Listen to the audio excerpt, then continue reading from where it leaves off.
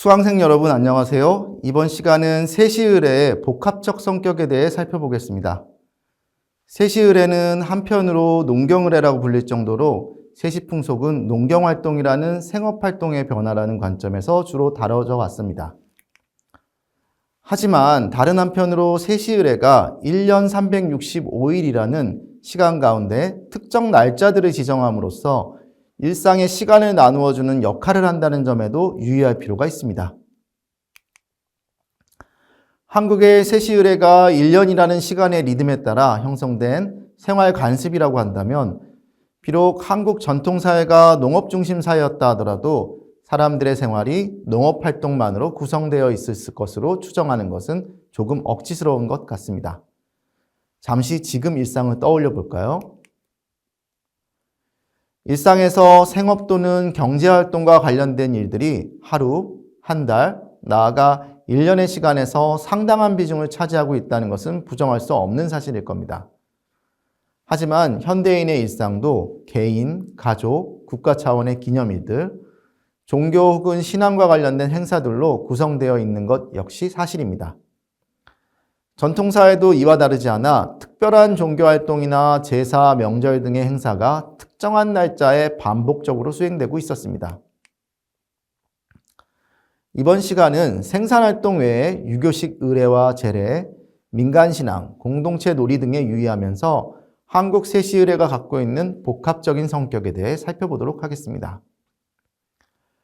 세시의례를 생업과의 관련성에서만 생각하면 농사를 짓는 일반 민중들이 자연스럽게 떠오르게 됩니다.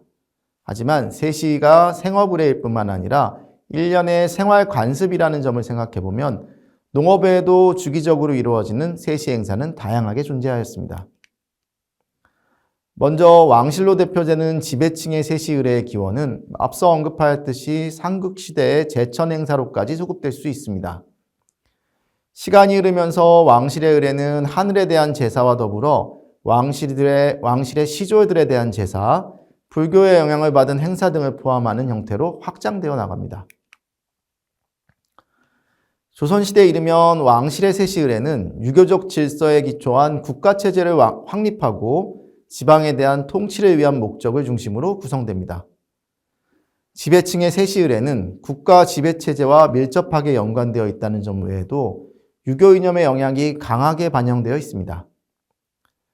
유교 이념을 반영한 세시의례의 대표적인 사례로 한국의 조상제사를 들 수 있습니다. 앞서 살펴보았지만 오늘날 제사는 조상이 돌아가신 날에 지내는 기제사가 일반적입니다. 그러나 설, 한식, 단오, 추석, 정월대보름, 동지 등의 날에도 명절 차례, 일종의 제사를 지냈습니다. 이렇게 1년을 주기적으로 지내는 조상의례에 대해서는 앞서 말씀드린 바가 있습니다. 그리고 세시의례를 형성하는 내적 속성, 곧 종교성은 세시의례의 또 하나의 특징이라고 할 수 있습니다. 세시의례의 종교성이라고 하면 불교, 기독교 등의 영향을 먼저 떠올릴 것 같습니다. 물론 이들 종교가 오늘날 한국 세시의례의 일부를 구성하고 있는 것은 사실입니다. 하지만 지금부터 이야기할 세시의례의 종교성은 특정 종교를 넘어서는 보편적 관점에서 이루어질 겁니다. 종교성은 사전적으로 인간이 갖는 종교적 성질이나 감정을 뜻합니다. 매년 반복되며 전승되어 온 의례 행위들과 생활 관습들은 한국인의 심성에 내재한 어떤 믿음 체계를 보여줍니다. 그리고 이 믿음 체계는 의례를 올리는 명확한 대상이 있고 적합한 의례의 형식과 절차가 있으며 무엇보다 의례를 수행하기에 적절한 때가 있다는 내용으로 구성되어 있습니다. 한국 전통사회에서 세시의례는 종교적 성격을 강하게 나타내고 있습니다. 세시의례의 내용을 살펴보면 생업과 무관하게 사악한 기운을 물리치고 복을 받기 위해서 수행하는 행사와 놀이, 유교식 조상숭배관념에서 비롯된 의례들이 세시의례의 상당 부분을 차지하고 있습니다. 또한 생업과 관련 있는 세시의례 가운데서도 농사를 관장하는 것으로 신앙되는 하늘, 비, 토지의 신들에게 도움을 요청하기 위해 주기적으로 지내는 행사들도 많이 있습니다.